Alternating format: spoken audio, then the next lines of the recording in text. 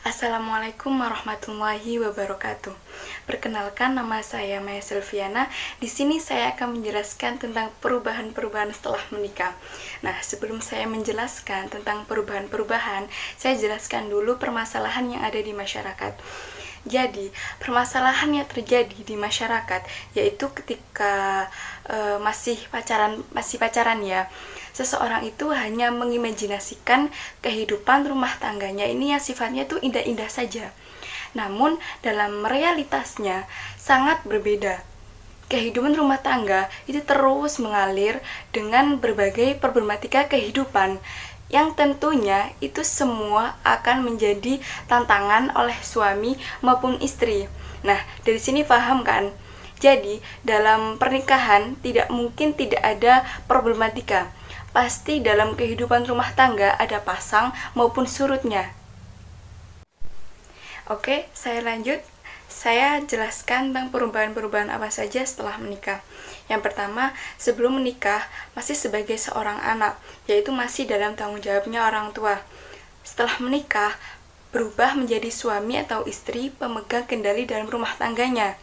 Terus yang kedua, sebelum menikah, kebutuhan ekonomi ditanggung oleh orang tua.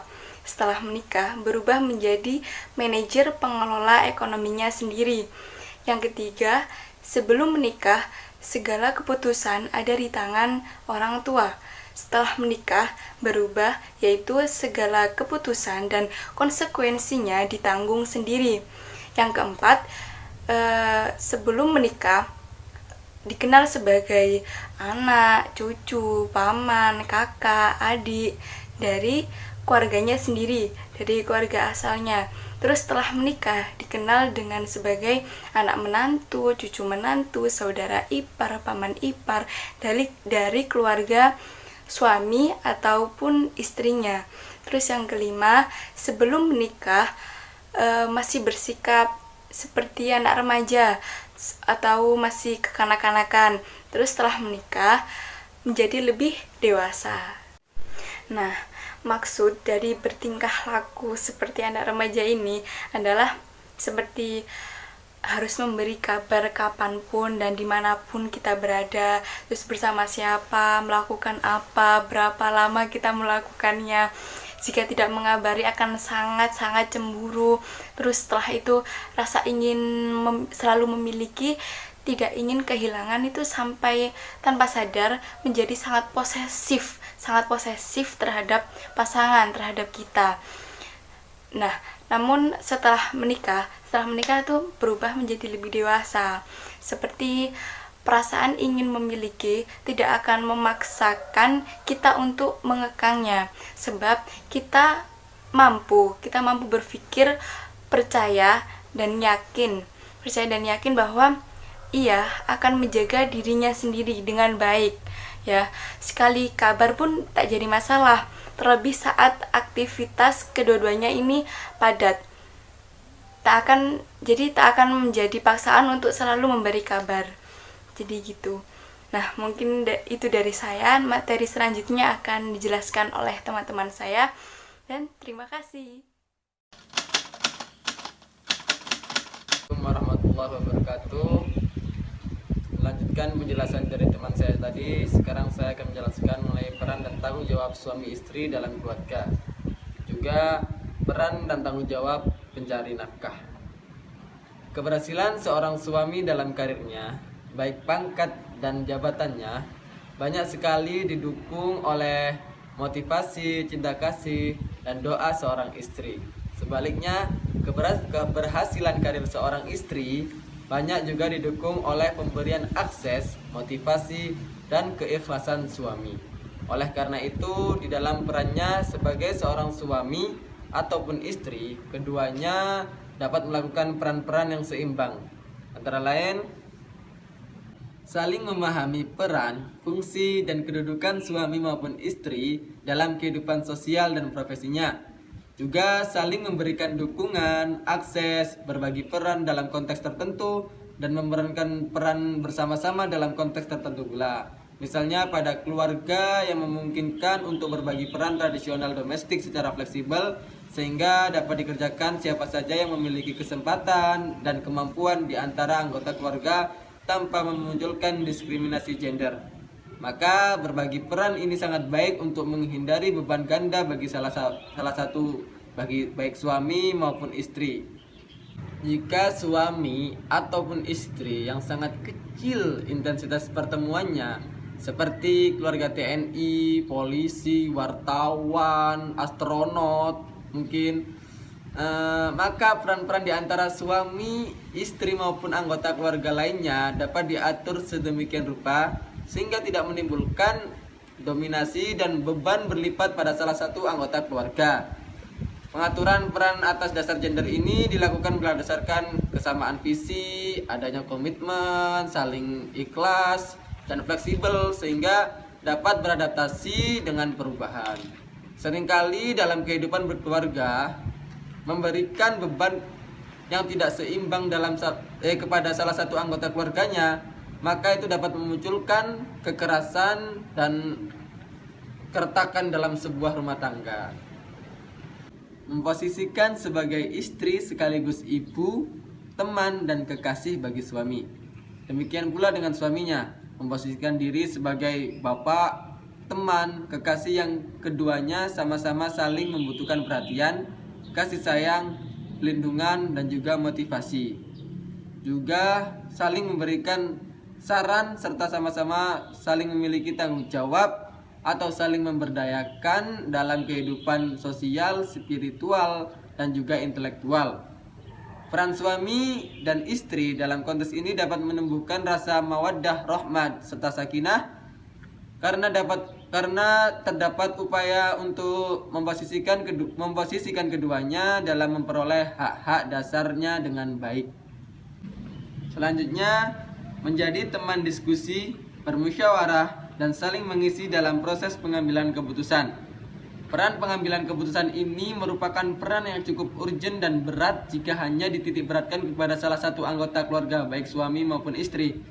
Fakta di masyarakat menunjukkan bahwa usia harapan laki-laki rata-rata 4 tahun lebih di bawah usia harapan hidup perempuan. Faktor penyebabnya antara lain yaitu karena laki-laki cenderung diberi peran pengambilan keputusan atas dasar laki-laki itu kuat, tanggung jawab, dan berani. Sedangkan perempuan diberi beban berlipat secara fisik tetapi tidak dalam peran yang memeras otak. Keluarga yang berkesetaraan gender menggunakan asas kebersamaan dalam peran pengambilan keputusan, sehingga masing-masing suami maupun istri tidak merasa keberatan. Semua keputusan diambil melalui musyawarah mufakat. Dan jika terjadi efek negatif dari keputusan tersebut, antara suami, istri, ataupun anggota keluarga yang lainnya tidak saling menyalahkan.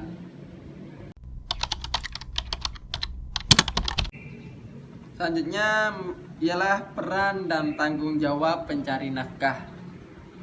Dalam Sahih Bukhari terdapat hadis yang berbunyi, qala Rasulullah sallallahu alaihi wasallam, ya ma'syaras sabab man istata'a al-ba'ata falyatazawwaj fa innahu aghuddu lil basar wa ahsanu lil farji wa man lam yastati' fa alaihi bis-shaum fa innahu lahu wijaun.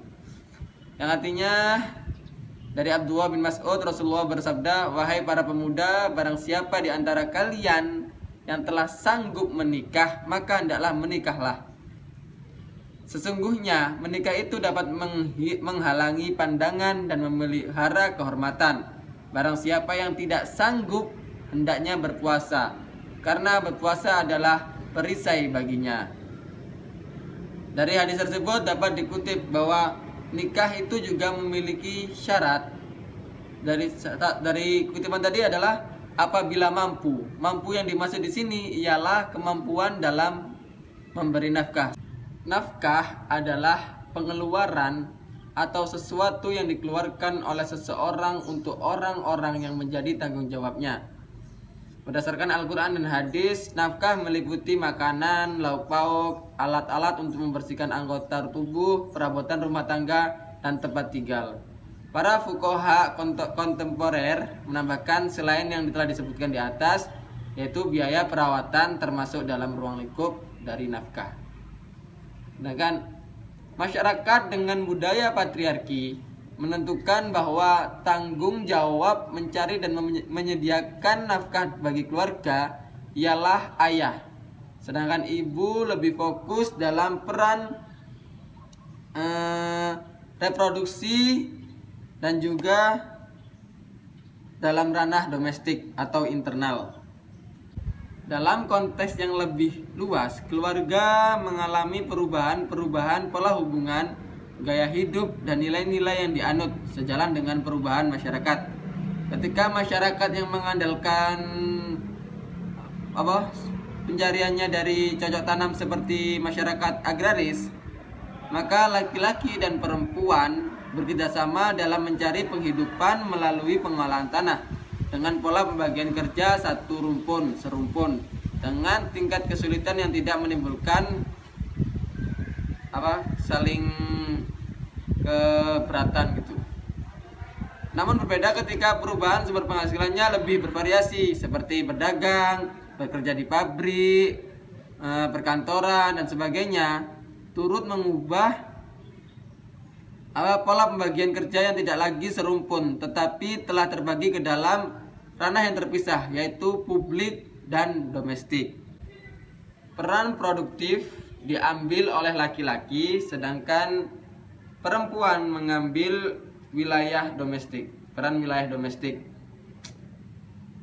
Wilayah kerja publik mempunyai karakteristik menantang, dinamis, leluasa, independen, diatur jam kerja, prestasi, gaji, jenjang karir, kemudian dikenal dengan peran produksi yang langsung menghasilkan uang.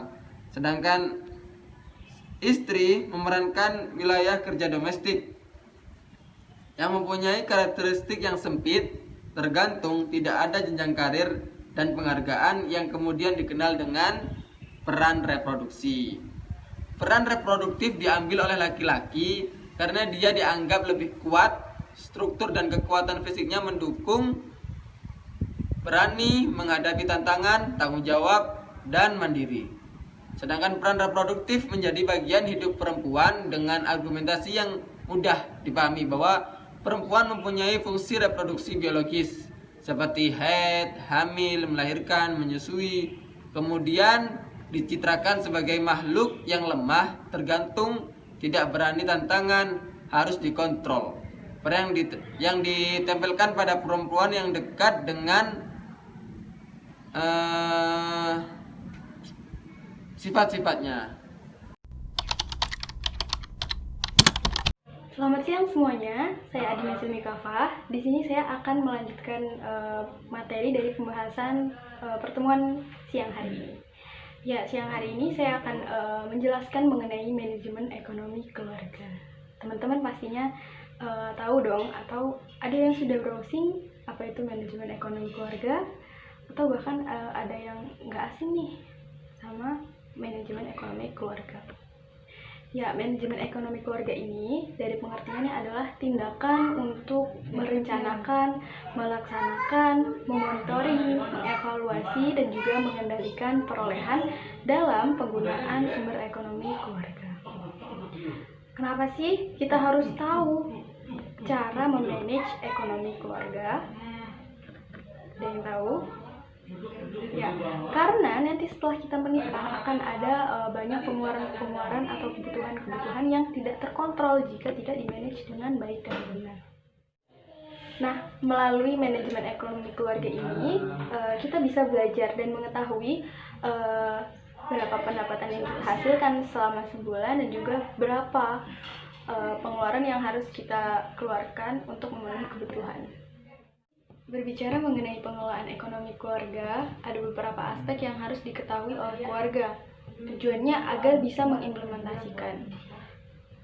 Selain diketahui dan juga difahami, juga harus dilaksanakan dengan baik dan juga disiplin. Nah, aspek-aspeknya itu apa aja sih? Ya, di sini ada 5 aspek. Yang pertama adalah sumber dan juga jenis pendapatan.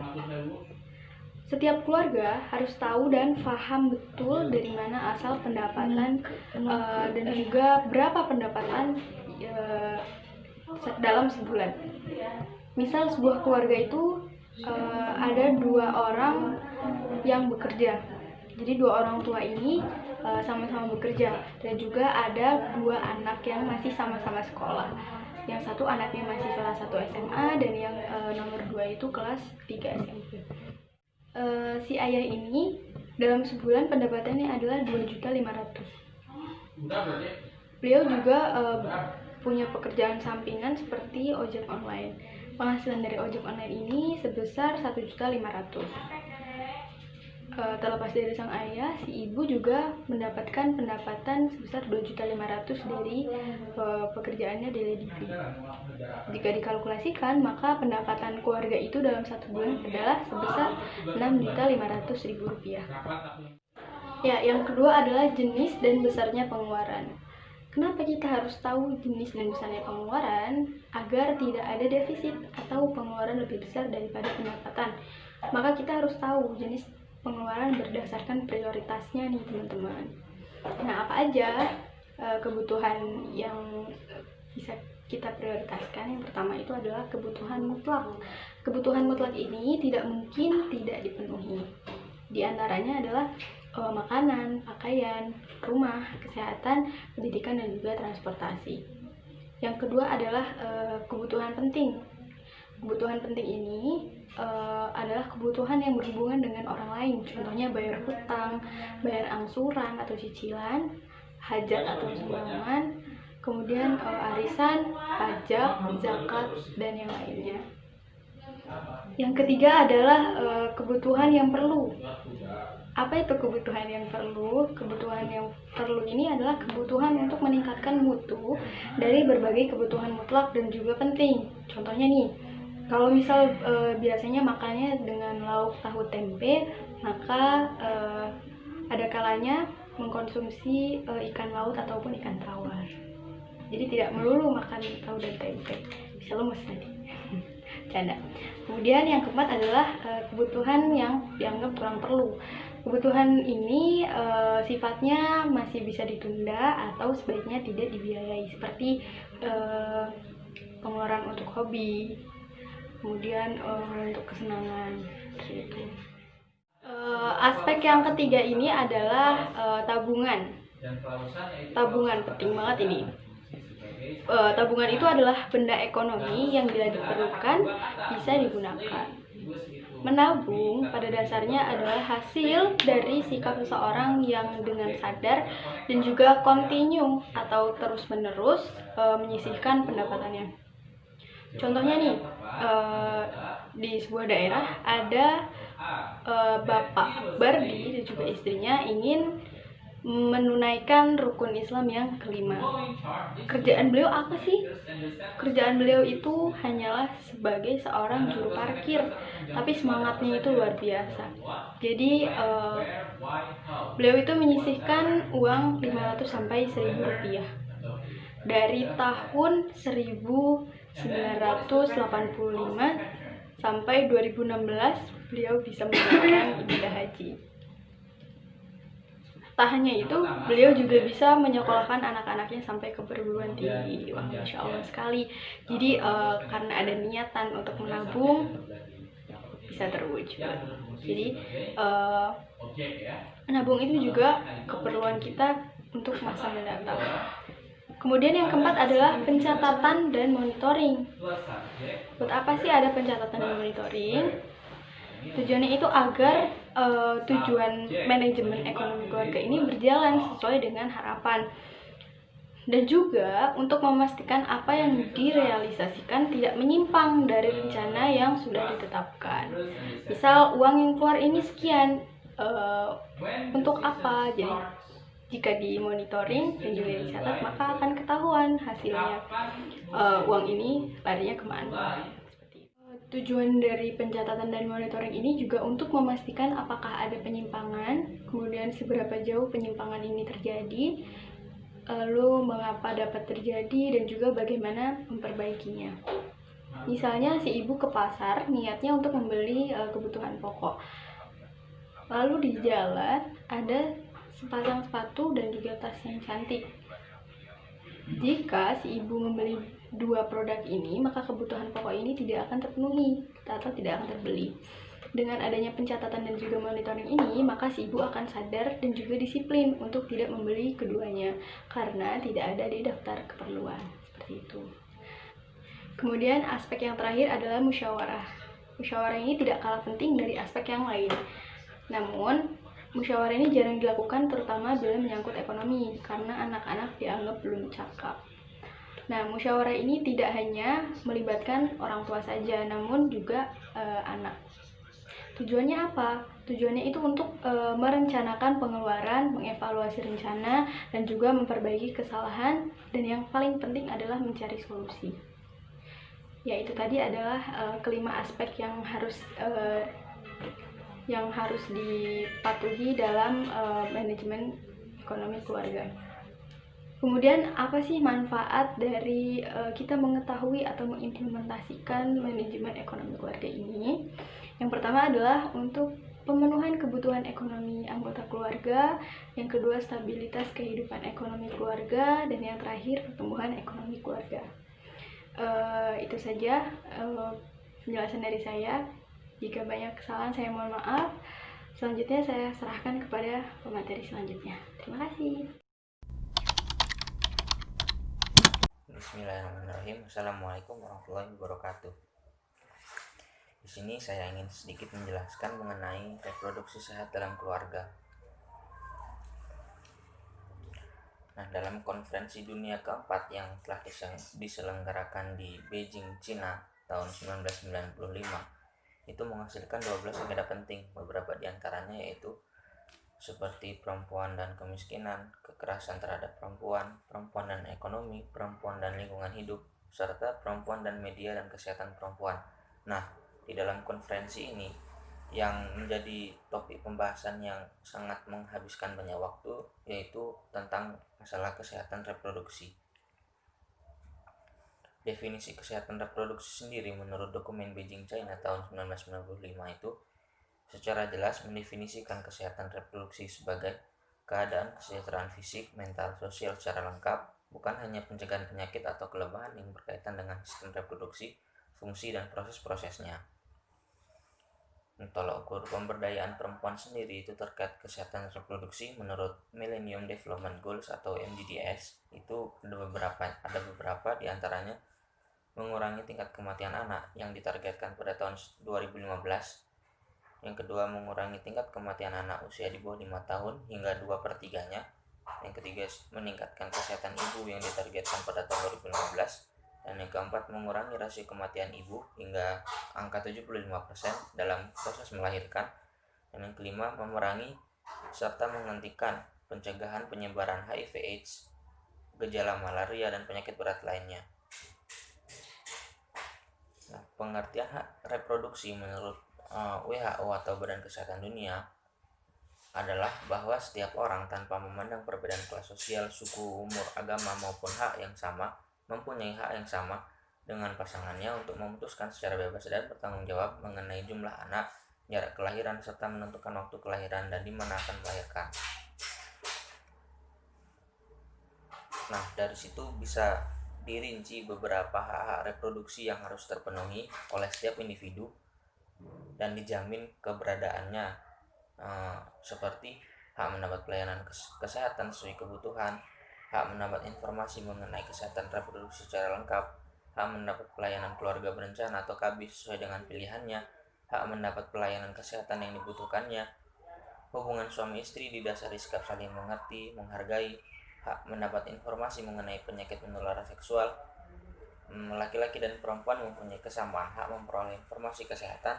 Dan yang terakhir, perempuan berhak untuk bebas dari perlakuan buruk dalam kehidupan reproduksinya. Nah, Islam sendiri memberikan perhatian yang sangat serius terhadap masalah kesehatan.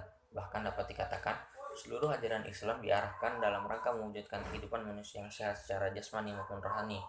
Nah, secara khusus perhatian Islam terhadap masalah kesehatan reproduksi sangat besar.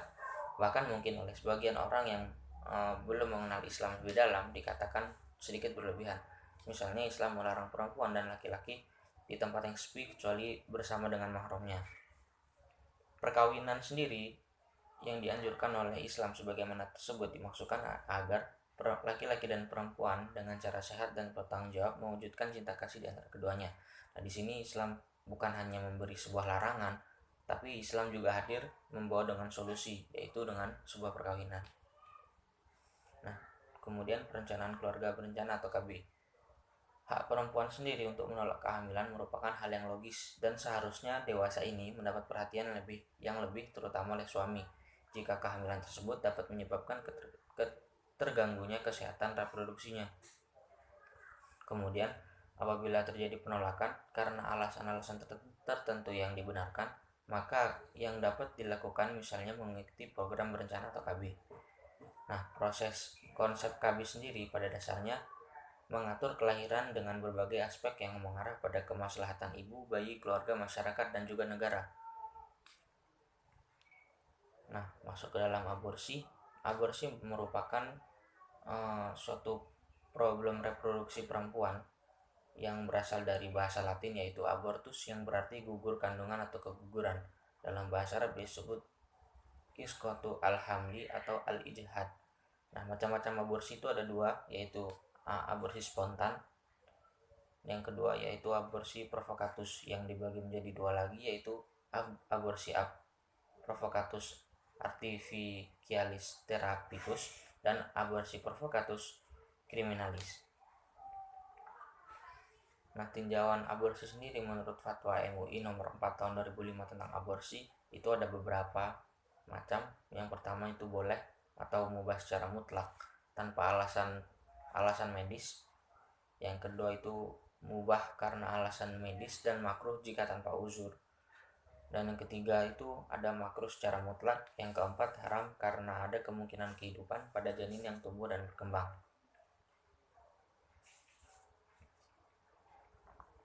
Nah, dampak psikologisnya sendiri jika terjadi aborsi tidak aman terhadap perempuan yaitu trauma, mengalami goncangan psikologis bersumber dari kondisi fisik yang baru dialami maupun perasaan bersalah atas keputusan yang diambil. Yang kedua itu ada perasaan depresi. Setelah aborsi dilakukan, pasien mengalami perasaan bersalah atas keputusan yang diambil, bahkan menyalahkan diri sendiri dan selalu dihantui perasaan bersalah. Nah, masuk ke HIV/AIDS dan kesehatan reproduksinya. AIDS sendiri merupakan penyakit yang disebabkan oleh HIV yang menyerang sistem kekebalan tubuh yang berakibat seseorang menjadi rentan terhadap infeksi dan kanker. Menyerang dan dengan memanfaatkan kekebalan tubuh yang menurun. Sejak ditemukan kasus pertama pada tahun 1987, selanjutnya telah berkembang dan menjadi epidemi terkonsentrasi di 6 provinsi yaitu Bali, DKI Jakarta, Jawa Barat, Jawa Timur, Papua, dan Riau, serta kecenderungan juga menyebar pada pulau-pulau kecil lain. Mengingat penyebaran HIV/AIDS sangat cepat, salah satu penyebarannya adalah melalui hubungan seksual yang awalnya hanya menjadi fenomena di kalangan homoseksual. Namun, seiring perkembangan zaman, juga menyebar melalui hubungan heteroseksual atau hubungan tidak sejenis. Salah satu pasangan suami istri bisa tertular virus HIV jika satu saja di antara keduanya melakukan hubungan seks beresiko. Jadi tidak ada jaminan bahwa seorang istri atau seorang suami yang baik akan terhindar dari ancaman dari virus HIV/AIDS ini, karena ini bisa tertular dari orang lain. Dampak psikologis penderita HIV/AIDS sendiri itu seperti dikucilkan dari lingkungan sehingga tidak merasa nyaman. Yang kedua ada perasaan penyesalan seumur hidup, terus kehilangan kepercayaan diri, kehilangan masa depan, depresi, hingga perasaan ingin bunuh diri. Nah, sekian yang bisa saya sampaikan. Mohon maaf apabila ada kekurangan, dan apabila ada hal yang masih mengganjal dan ingin ditanyakan, bisa ditanyakan di sesi tanya jawab. Sekian, terima kasih. Wassalamualaikum warahmatullahi wabarakatuh.